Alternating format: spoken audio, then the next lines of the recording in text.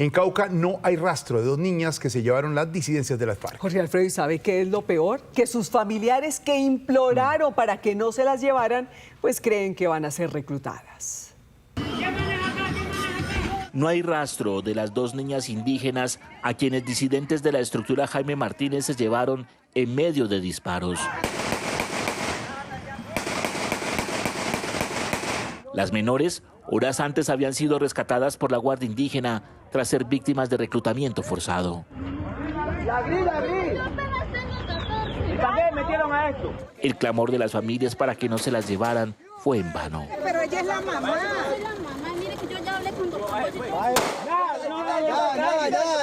Para huir con ellas, los delincuentes dispararon a las llantas de dos vehículos. Las autoridades indígenas piden que les respeten la vida. Cuando venían a la altura de Timba, pues fueron atacados a tiros por el grupo, los cuales los amedrentaron, se llevaron el carro, el coordinador de los kiwes, y en este mismo carro pues nuevamente se llevan las niñas. Las niñas de 14 y 15 años permanecen secuestradas por las disidencias de las FARC. Durante el 2024 se registraron 621 casos de reclutamiento forzado por parte de la Defensoría del Pueblo, de los cuales 376 ocurrieron en el departamento del Cauca. Según cifras de Indepaz, a junio de 2025, 55 menores de edad fueron reclutados de manera forzada por grupos armados ilegales, 24 de ellos del Cauca.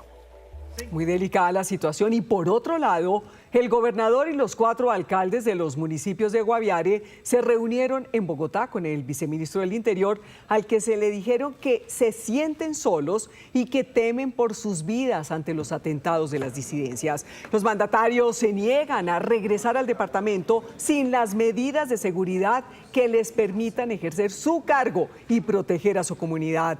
Tras la reunión, el gobierno se comprometió a instalar 400 cámaras de vigilancia y la UNP está estudiando sus esquemas de protección.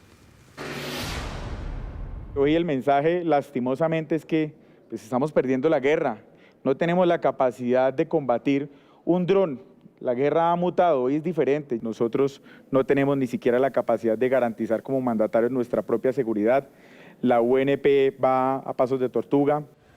Los testimonios de las dos presuntas víctimas de secuestro y tortura dentro de una propiedad de Gracie Rendón son pieza clave dentro del proceso contra el padre de la cantante. Los relatos hasta ahora inéditos revelan la tragedia que vivieron los trabajadores. Estos dos hombres que ven en pantalla fueron trabajadores de una obra en la casa del artista Gracie Rendón en Río Negro, Antioquia. Yo decía, Dios mío, ¿qué me ha pasado? ¿Por qué me están haciendo esto? El hombre que habla es Francisco, de 61 años. Denuncia la tortura de la que habría sido víctima presuntamente por parte de estos 5 hombres el pasado 8 de mayo de 2023. La razón, según este relato, hasta ahora inédito, todo tras ser acusado de robar una caja fuerte con 600 millones de pesos en la casa de la cantante. Revólver en los dientes, a restregármelos bien duro. Y me decían que yo, si no cantaba donde estaba la caja fuerte, que me tuviera las consecuencias. Empezaron a golpearme con la cacha del revólver, me tiraron en la cabeza, me cogieron 7 puntos. A este relato se suma el de Elder, el otro empleado que fue señalado junto a Francisco el día de los hechos del supuesto robo. La descarnada descripción se hizo en medio de una audiencia. Yo tengo conciencia hasta donde me están metiendo la manguera por la boca. El señor Helber estaba encima de mí como ahorcándome así. Y yo tenía momentos que perdí el conocimiento. Pues ellos decían que era un hurto y yo sin saber nada de hurto porque yo nunca entré a la casa de Gracie Rendón por dentro, nunca la conocí. Este testimonio hizo parte del material probatorio para poder imputar en los últimos días los delitos de secuestro y tortura a Luis Alberto Rendón, padre de Gracie Rendón, quien no aceptó los cargos. En las últimas horas, la cantante publicó este video en sus redes sociales en apoyo a su padre, asegurando que espera darle tiempo al tiempo para que se conozca la verdad y que la conciencia de su familia está limpia. Y el Congreso aprobó el presupuesto general para el 2026. Son 547 billones de pesos, de los cuales 16 billones se buscarían a través de una nueva reforma tributaria.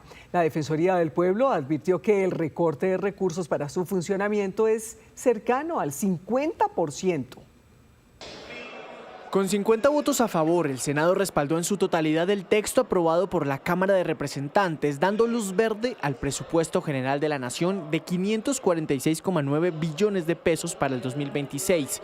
El presupuesto, sin embargo, se aprobó con un desfinanciamiento de 16 billones de pesos que se buscan recaudar con una ley de financiamiento en la que se incluiría el cobro de nuevos impuestos y el incremento de otros. El gobierno ha tenido el cuidado primero de garantizar que la ley de financiamiento sea una ley de financiamiento progresiva, es decir, que no afecte a los sectores de bajos ingresos, que no afecte la canasta familiar, que esté orientada a la población de ingresos más altos.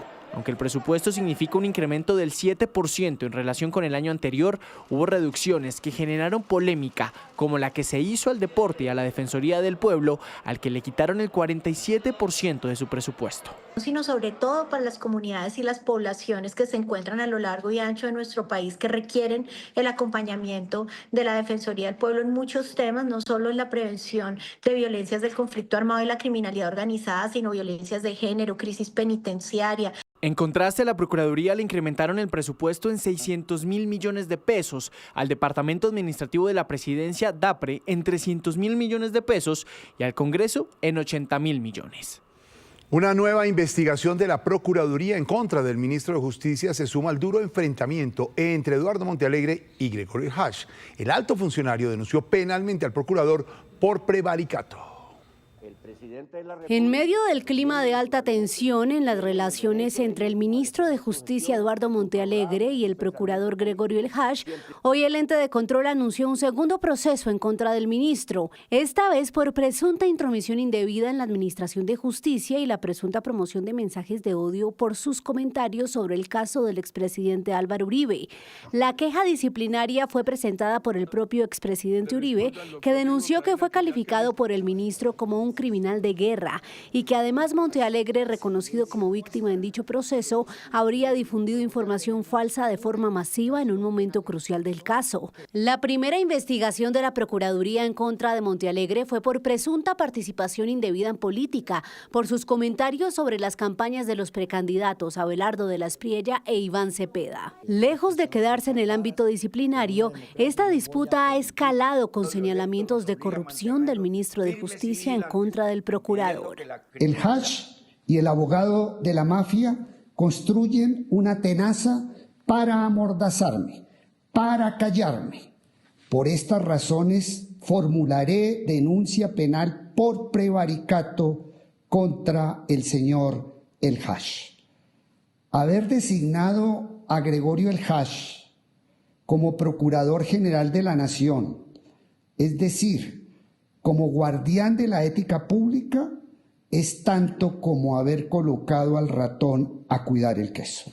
Así respondió el procurador. El procurador se ocupa de temas de Estado, de temas grandes, de los temas importantes del país, como la paz electoral, la tranquilidad, no sobre chismes. ¿Estos son chismes? No sobre chismes. Varios senadores rechazaron estos señalamientos del ministro en contra del procurador Gregorio El Hash. Y esta tarde se superó el problema de la planta de regasificación ubicada en Cartagena, que obligó a medidas especiales para garantizar el suministro de gas. La planta por la cual pasa el gas importado tuvo un mantenimiento rutinario, pero su regreso a la actividad se retrasó 2 días por un problema técnico que fue superado esta tarde. Se espera que el proceso de estabilización de SPEC concluya a la medianoche de hoy. Buenas noches. Entre enero y agosto de este año, las ganancias de los bancos nacionales e internacionales que operan en Colombia sumaron 8,29 billones de pesos, con un fuerte crecimiento casi del 53%, informe oficial de la Superintendencia Financiera de nuestro país. En mercados internacionales, el precio del oro sigue imparable, superando por primera vez la barrera de los $4.300 por onza, inversionistas refugiándose ante las nuevas tensiones comerciales comerciales entre China y Estados Unidos. En Colombia el dólar cayó. Mañana regirá una tasa representativa del mercado de 3.877 pesos con 7 centavos. También bajó el petróleo de referencia Brent, acercándose a los $61 por barril. Cayó el café, precio de referencia para mañana, 2.967.000 pesos por carga en promedio. Continúe con Noticias Caracol. Señor, muchas gracias. Esta tarde se presentó una fuerte granizada en el norte de Bogotá. Cubiertas de hielo quedaron varias cuadras en Suba y Usaquén. Algunas viviendas tuvieron daños en sus tejados y otras se inundaron por las fuertes lluvias. Los organismos de emergencia reportaron encharcamientos en viviendas, lo que provocó congestión de vehículos en el norte de la ciudad. Linda, en otras noticias, una mujer creó en Antioquia un grupo que une a sobrevivientes de cáncer de mama. Junto a sus amigas convirtió el miedo en fuerza y esperanza. Yo soy Alba Luz Pineda y esta es mi historia. Un diagnóstico une a Alba Luz Pineda y sus amigas. Tienen en común una enfermedad, pero se reúnen para desafiarla y celebrar la vida. Somos un grupo de amigas que tenemos en común que somos sobrevivientes de cáncer de mama. Cuando nos dan esa noticia es devastador. Un diagnóstico a tiempo y una red de apoyo emocional hicieron la diferencia para Alba Luz cuando fue diagnosticada con cáncer de mama.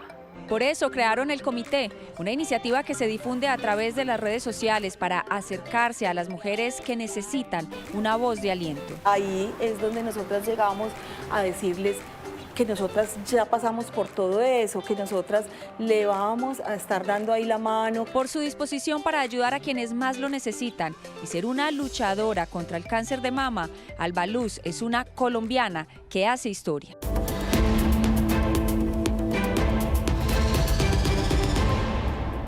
Hola. En Noticias del Mundo, tras la autorización del presidente Trump para operaciones terrestres en Venezuela, renunció a su cargo el almirante Alvin Halsey.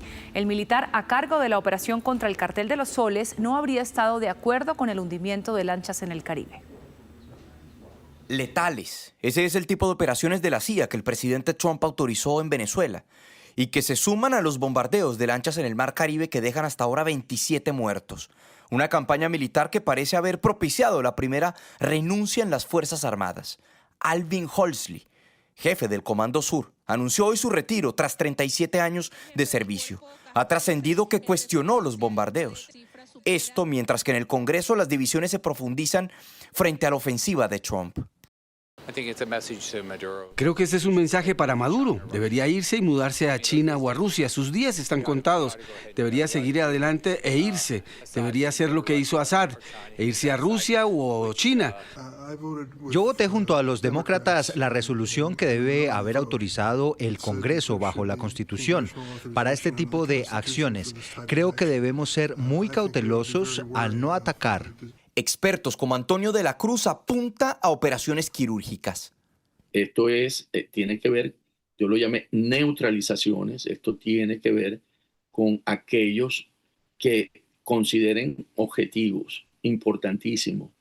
Otros, como Jeff Ramsey del Atlantic Council, se inclina más por una campaña de presión. Para ser sincero, una operación no es tan encubierta cuando el presidente lo anuncia, ¿no? Creo que hay un fuerte componente psicológico. Hoy el Washington Post reportó que estas imágenes compartidas en redes sociales el pasado 6 de octubre en Trinidad y Tobago, apenas a 140 kilómetros de Venezuela, eran helicópteros estadounidenses tipo Black Hawk y BH-6, parte de un escuadrón especial que habría participado en la redada contra Osama Bin Laden en Pakistán. Hoy el Miami Herald reveló que Estados Unidos rechazó 2 ofertas de Delcy y Jorge Rodríguez para una transición en Venezuela sin Nicolás Maduro. El ex asesor de seguridad nacional del presidente Donald Trump, John Bolton, fue imputado por un jurado federal de Estados Unidos. Bolton, ahora un férreo crítico de Trump, fue acusado de mal manejo de información clasificada. Le imputan 8 cargos por transmitir información de defensa nacional y 10 por retenerla. El ex asesor habría utilizado su correo para redactar resúmenes de sus actividades en la Casa Blanca a modo de diario personal, mientras ejercía el cargo. Con la información internacional terminamos. Nos vemos a las 11:30 de la noche en Última Edición. Ya viene Desafío Siglo XXI. Esto es Noticias Caracol. Primero la gente. Buenas noches.